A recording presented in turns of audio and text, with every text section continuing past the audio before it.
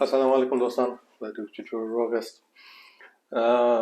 یو څو ورځې مخکې یو دوست ما سره تماس نیولی و زما د ویډیو په باره کې چې زه یې شیر کوم، او یو څو سوالونه یې درلوده. نو د هغه سوالو په جواب کې ما غوښتل چې هغه جوابونه ستاسو سره هم په دا ویډیو کې شیر کړم. یو سوال چې هغه درلوده هغه ول چې په ابتدایي خبرو ته چې ولاړ شو، دا کوم ویډیو وي چې د لینکس په باره کې ته زموږ سره شیر کوې، دا موږ ته څه فایده کوي؟ آیا دا یوازې د هغه خلکو دپاره دي څوک چې په غربي دنیا کې ژوند کوي او ورې کار کوي؟ نو موږ چې څوک فرضاً په افغانستان یا پاکستان کې ژوند کوي، دا لینکس سیسټم موږ ته څه ګټه کوي؟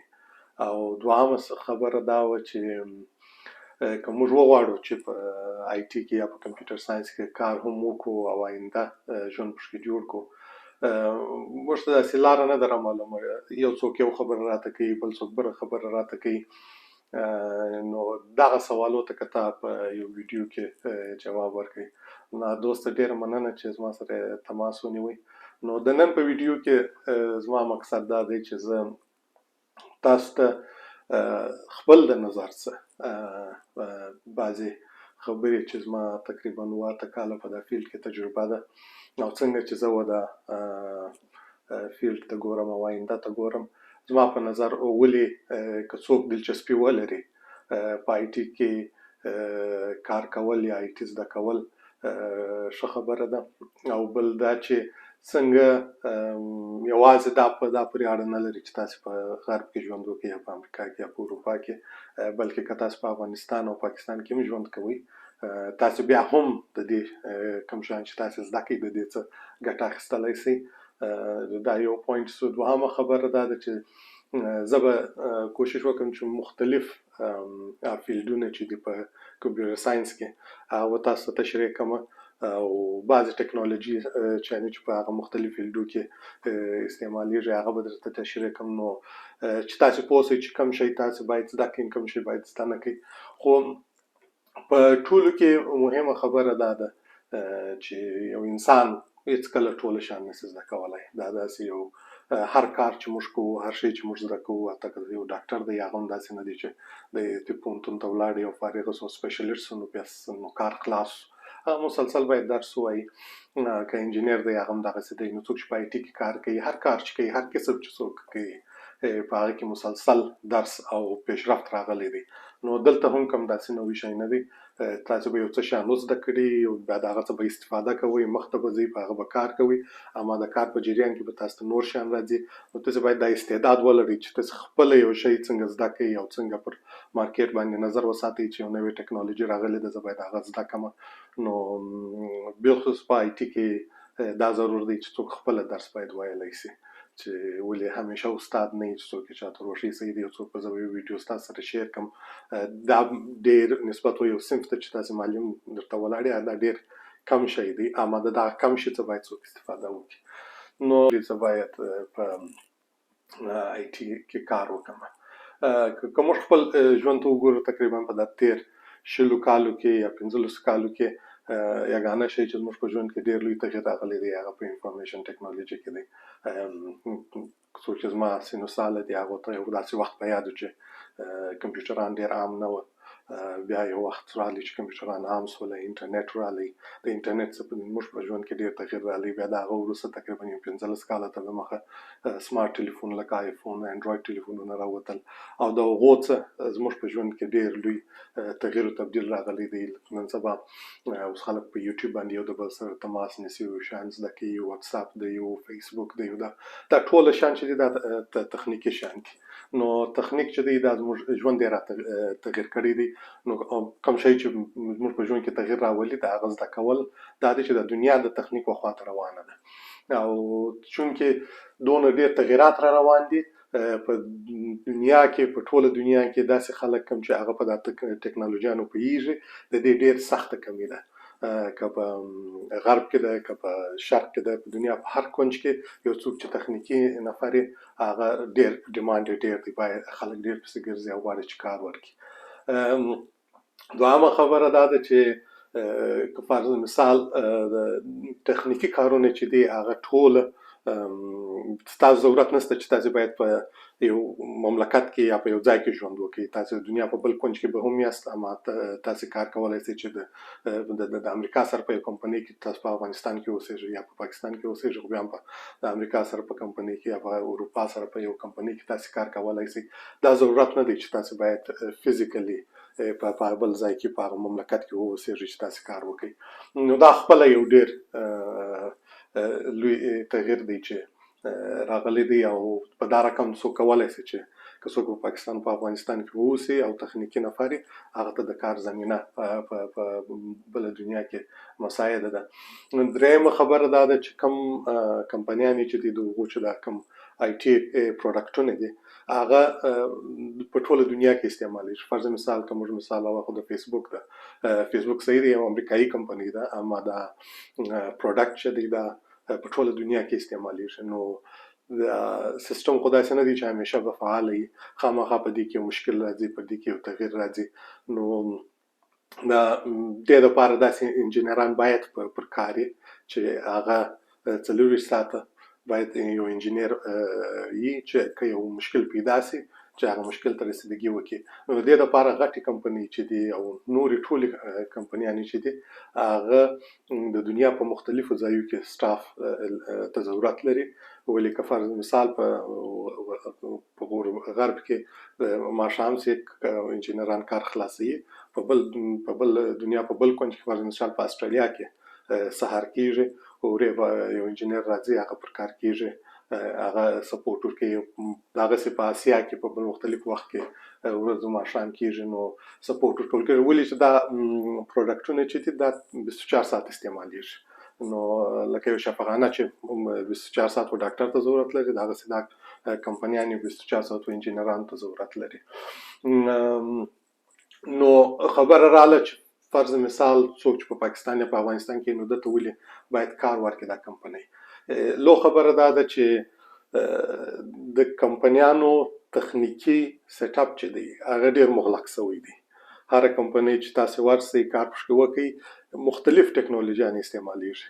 یو انجینر چې هلته ولاړ سي او هلته کار زده کوي، چې کوم وخت دی په کار پوه سو، هغه یو ډېر لوی اسټ دی دا کمپنۍ ته. کمپنۍ نه غواړي چې هغه د لاسه ورکړي، او په عین حال کې رقابت ډېر دی. هغه ته بله کمپنۍ ورته راځي چې ما زه تاته په دې ډېرې پیسې درکوم، راځه موږ سره کار وکړه، نو په اسانه دی د لاسه ورکولی شي. دوهمه خبره کومې چې نوې کمپنۍ دي د هغه ډېرې پیسې نه لري، هغه په دغه رقابت کې شاته پاتې کېږي.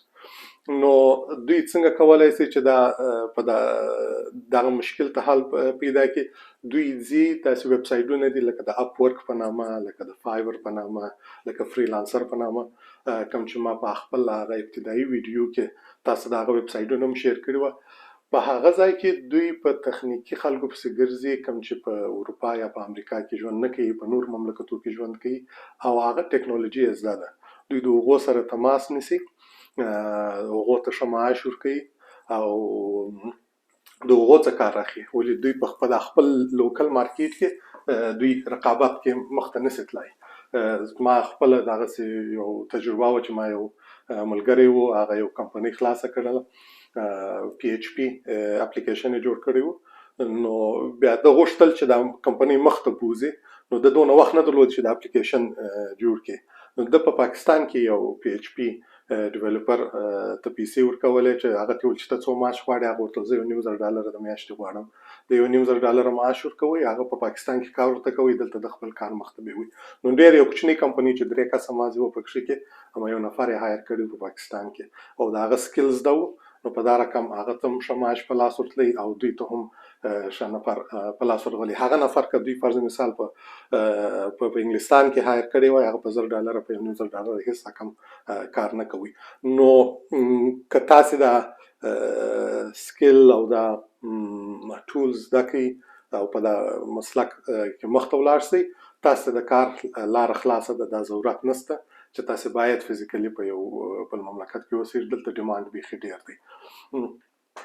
نو خبر راله چې اوس اکثره څوک چې په دا فیلډ ته نوي راځي هغه ډېر کنفیوز دي چې زه اوس کومه ټکنالوژي زده کومې خواته ولاړ شم. زه هم په دغه پروسې ته زه هم تېر شوی یم چې څوک نه پوهېږي، هر څوک جلا مشوره ورکوي، هر څوک جلا خبره کوي. نو آی ټي فیلډ چې دی هغه ډېر وسیع فیلډ دی، بیخي ډېر بخشونه پکښې کې دي او هر بخش جلا ټکنالوژیانې کاروي. بعضې هغه بنیادي شیان دي چې هغه باید د هر چا زده وي، اما نور په عموم کې هر شی باید د چا هر څوک هر انجینر هر ټول نه زده کوي. بعضې داسې ټولز چې هغه ګر سره د استعمالوي نه. خو د هغه څه بر علاوه څوک باید چې په دا فیلډ کې باید دوی ورته انالیټیکل مایند چې یو شی تقسیمول، په هغه باندې پوهېدل او د یو شی کار نه کوي، تاسې څنګه کولی شئ چې دغه مشکل حل کړئ. د حوصلې ته ضرورت لري او انالیټیکل مایند چې شان سره په ذهن کې سره سنجول چې که دا یې څه کار نه کوي نو دا دلته به مشکل وي، دا مهم دی. او سلف لرنر څوک باید په خپله شی زده کولی شي. او درېیمه خبره دا ده چې خپل کار څوک څنګه مینج کړي. ولې اکثره وخت انجینر چې یوازې یا فرضاً په بل ځای کې دی باید خپل په کار خپل ځان ته چې دا ضروري نه دی چې ستا پر سر به یو څوک ولاړ او تا ته به وایي چې دا کار وکړه، ته به خپل کار خپله مخته بوځې. نو دا بعضې هغه سکلز دي چې هغه ته چې تاسې یو کار ته اپلای کوئ، دغه شیان پکار یې چې دا باید تاسې ورته ښکاره کړئ. د دې پر اساس باندې بیا یو څه هغه بنیادي ټکنالوژیانې دي چې هغه باید څوک زده کړي. نو کوم فیلډونه چې زما په ذهن کې وه چې ما اوس دا سلاید جوړوي چې زما په ذهن کې وه هغه ما دلته نوټ کړي دي، اما دا فاینل لیست نه دی، تر دې نور بیخي ډېر فیلډونه شته. نو آی ټي سپورټ یو دی، نیټورک انجینران مختلف نیټورک انجینران دي چې هغه نیټورک کنټرولوي. بیا بعضې ډیولپران چې هغه یوازې دغه موبایل اپلیکیشنونه جوړوي، لکه د انډرایډ دپاره یا د آیفون دپاره، دوی په دا کې ایکسپرټیز لري. بعضې بیا اپلیکیشنونه چې جوړوي، اپلیکیشن دوی حصې لري، یو فرنټ اند لري، یو بیک اند لري. فرنټ اند کوم چې موږ وینو دا چې تاسې یو ویب سایټ ته ځئ او یو ادرس ټایپوئ، هغه فرنټ اند هغه چې تاسو ته راځي کوم ویب سایټ تاسو ګورئ، دغه حصه چې ده دغه فرنټ اند دی. اما شاته بیا نور هغه ډیټا منیپولیشن چې دی، یو ډیټا بیس کنټرولول دی، هغه شیان چې دی هغه شاته بیک اند کوي. د دې مثال داسې دی لکه تاسو چې موټر ته وګورئ، موټر ټوله یو پیس نه دی، موټر مختلف پیسونه دي، هغه یو ځای کېږي کار سره کوي. که موږ ټول یو پیس جوړ کړو، دا د موټر باډي چې د بانټ یې جلایي، یعنې د شا ټول بکس یې جلایي، وینګونه یې جلایي، بمپرونه جلایي، دا رقم دا سافټویر هم دغسې سره جوړېږي. ضروري نه دی چې ټول اپلیکیشن یو ځای لیکل شوی، دا رقم نه دی. بیا چې تاسو مخته ولاړ شئ، حتی په بیک اند کې به مایکرو سروس آرکیټیکچر دی چې هغه بیا نور ډیټیل ته ځي. نو څوک چې دا فرنټ اند جوړوي، دا کوم چې د یو اپلیکیشن چې یو یوزر هغه ته ګوري، هغه فرنټ اند ډیولپران جوړوي، اما بیک اند ته نور ډیولپران دي چې هغه بیا پر هغه باندې کار کوي. بل چې کوم فیلډ دی هغه ډیوپس انجینیر دی. ډیوپس انجینیر د انفراسټرکچر او دا ټول د اپلیکیشن مینټیننس اف لایف سایکل چې دی، دا ډیوپس انجینیر مینیج کوي. بیا ډیټا ساینټیسټ یو ډېر یو نوی فیلډ دی چې اوس راغلی دی. کوم وخت چې یو کمپنۍ دلته کار کوي، موږ په مرور د زمان دا کمپنۍ ته بیخي ډېره ډیټا راځي. که فرض مثال موږ یو مثال واخلو، یو لو مغازه چې یا سوپر سټور چې په هغه کې چې هر پروډکټ خرڅیږي، هر یو شی چې خرڅیږي هغه دلته دوی په یو کمپیوټر سیسټم کې سیوي. نو په مرور د زمان دوی ته معلومیږي چې فرض مثال په دغه ورځ باندې موږ په دغه منطقه کې دوغونده دغه شیان خرڅ کړه. فرض مثال که موږ غواړو څو بوتله غوړي مو په خرڅ کړه او څونه بوتله شیدې مو خرڅ کړې، دا ټوله معلومات راټولیږي. بیا نو کم وخت د ډیټا ساینټیسټ چې دی هغه دغه ډیټا باندې کار کوي او هغو ته وایي چې فرض مثال په دغه منطقه کې ستا دغه شی ډیر چلیږي، باید ته دغه شی په دغه وخت کې په دغه میاشت کې د دغه سپلایر ته order کې. نو بیا دا د بزنس لپاره څوک چې یو بزنس مینج کوي د هغه لپاره ډیر اسانه دی چې د خپل ډیټا ته وګوري او د هغه څه یو شی زده کړي او د هغه پر اساس بیا دی فیصلې کوي، د هغه پر اساس بیا دی ځان ته نور شیان را orderوي. نو دا کار چې دی د ډیټا ساینټیست دی او په دې دا ډیر لوی فیلډ دی چې اوس ډیر کمپنیان یې دا شی څخه استفاده کوي. بیا سکیورټي انجینیر دی چې دی سکیورټي انجینیر که نیټورکونه دي که کمپیوټرونه دي که ټول ویب اپلیکیشنونه دي د سکیورټي د دوی په لاس کې دا ډیر مهم فیلډ دی. د دې څخه بر علاوه ټیسټران دي، اتوماتیک ټیسټران دي او دا دی لیست بیخي ډیر لوی دی. خو په دا ویډیو کې زه غواړم چې بس سرسري تاسو ته بعضې ټیکنالوژیانې در وښیم چې بیا نو تاسو کوم فیلډ انتخابوئ تاسو ته هغه پر اساس باندې هغه ټیکنالوژیان چې زده کړئ انشاءالله تاسو په هغه کې بیا مخته ولاړ شئ.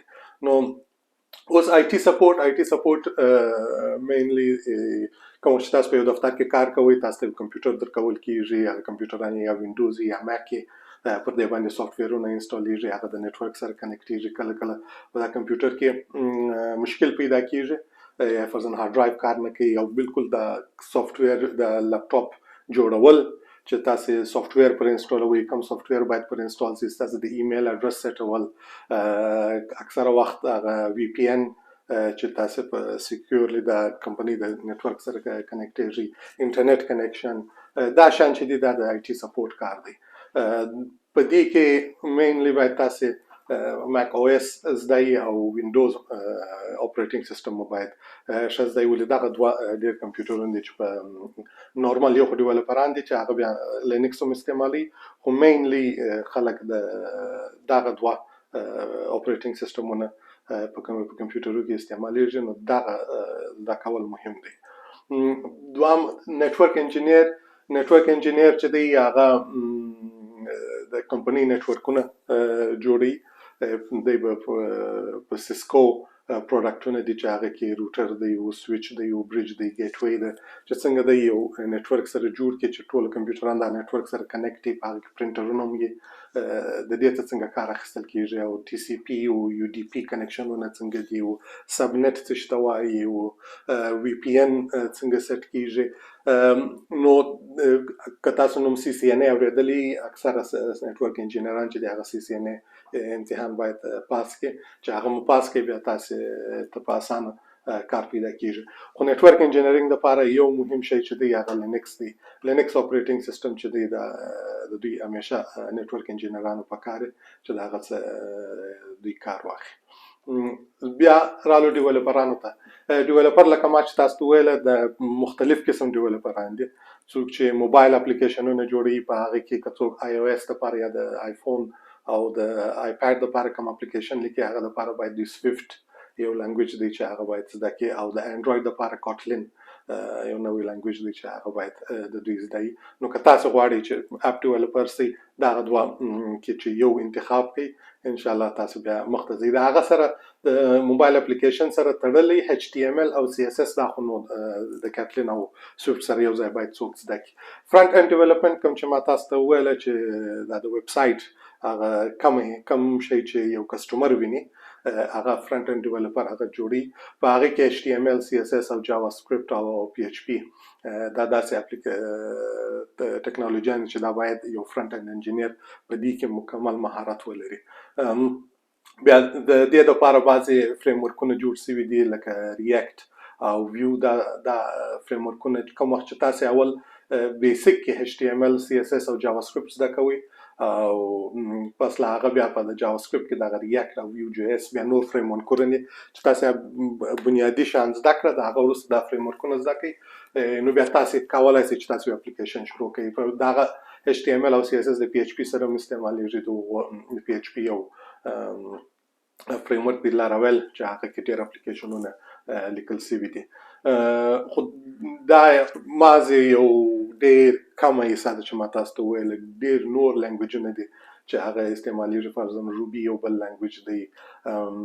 نو ضرور خو دا دی چې که تاسو جاوا سکرپټ زده کړئ، جاوا سکرپټ داسې یو لنګویج دی چې هغه ډېر په فرنټ اینډ کې استعمالیږي، تاسو بیا هم په بشپړ حالت کې انشاءالله په اسانه به تاسو د خپل سکل استعمالولای شئ او ډیماند ډیر دی. بیک اند ډیولپران چې دی په هغه کې مهم په ټولو کې لوی لانګویج دی هغه جاوا ده. جاوا سکرپټ نوټ جی اس په بیک اند کې لکه څنګه چې په فرنٹ اند کې استعمالیږي، بیک اند کې استعمالیږي.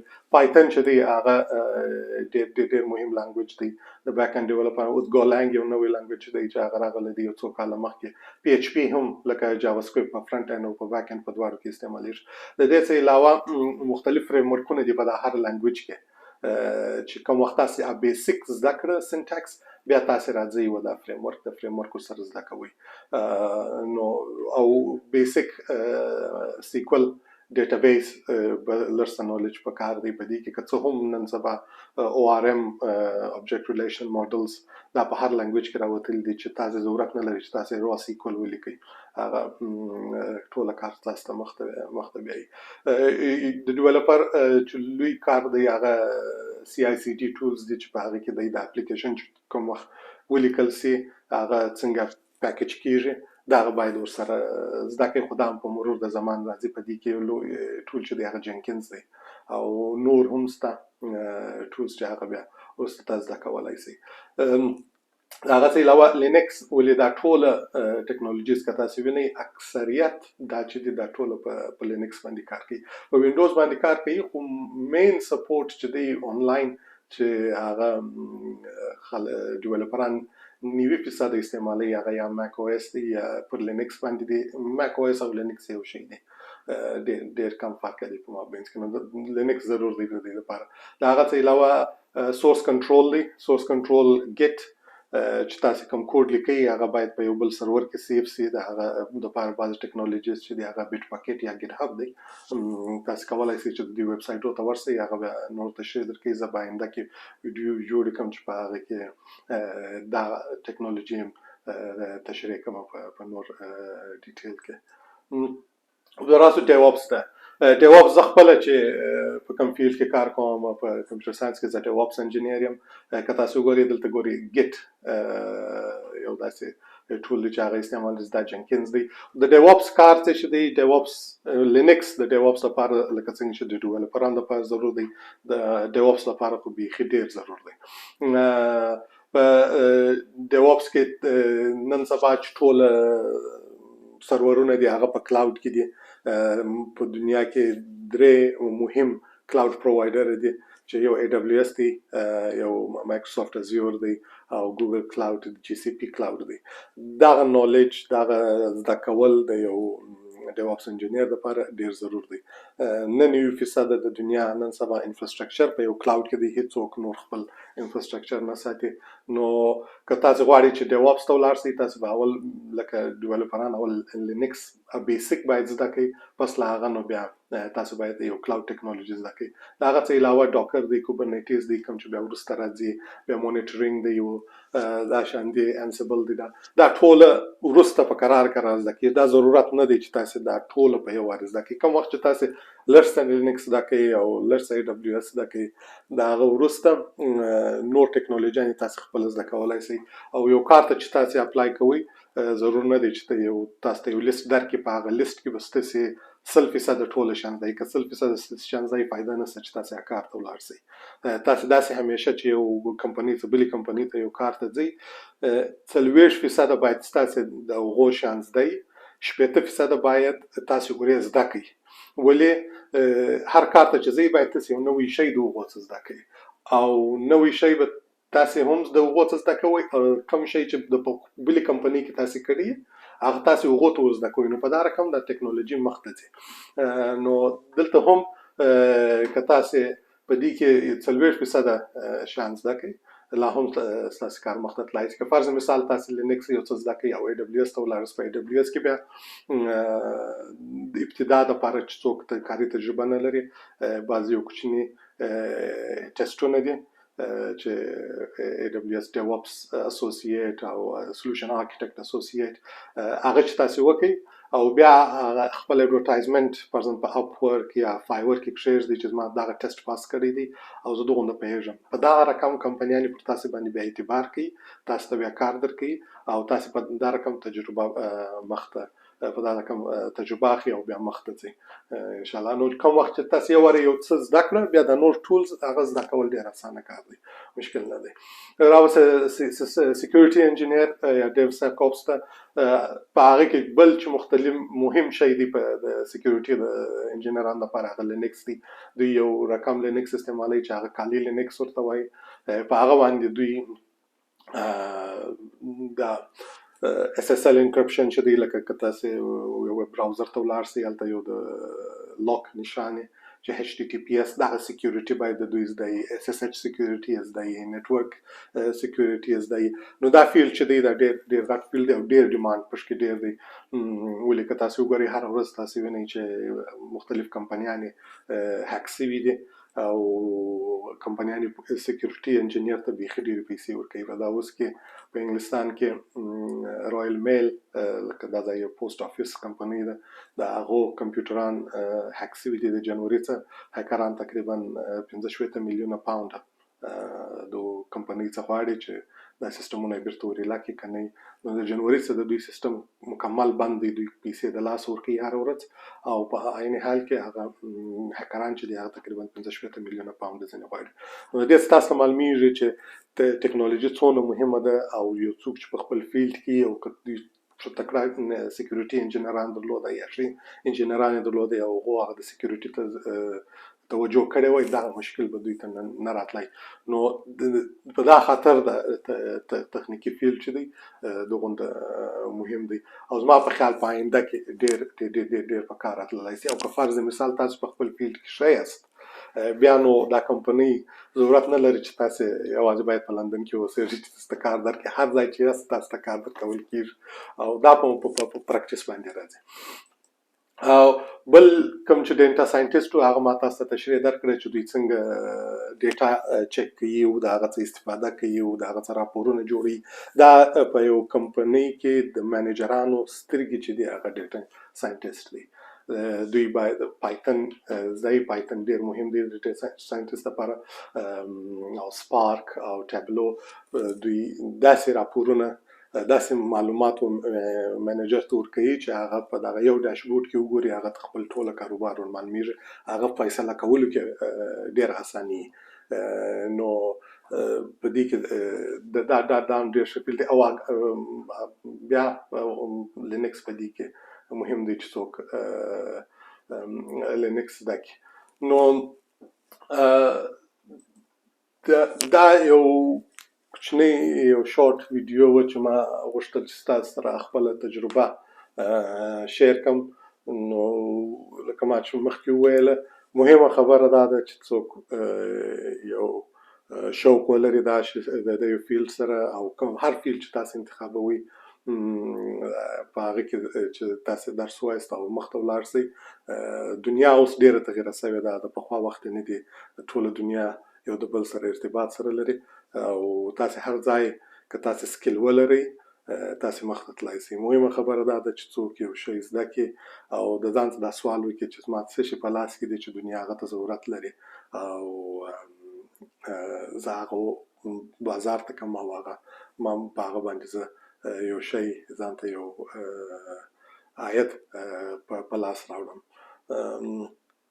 نو خدای دې وکړي چې دا تاسو ته دا ویډیو تاسو ته ګټوره ثابته شوې او بیا هم که تاسو کوم بل لارښوونې یا یو مشورې ته ضرورت لرئ ما سره په فیسبوک د لارې او یا د یوټیوب کامنټس د لارې تماس ونیسئ. زموږ د افغانستان انفوټیک ټیوټوریل پیج چې دی په فیسبوک کې هغه لایک کړئ او ویډیو شیر کړئ او لایک یې کړئ او کامنټس ورکړئ او چینل سبسکرایب کړئ. او هر رقم تاسو بل کوم سوال یا چیز ته ضرورت لرئ ما سره تماس ونیسئ. انشاءالله زه په هغه باره کې انشاءالله ویډیو جوړ کړم. نو د آینده تر آینده وخته پورې مو په خدای سپارم. د خدای په امان. سلام.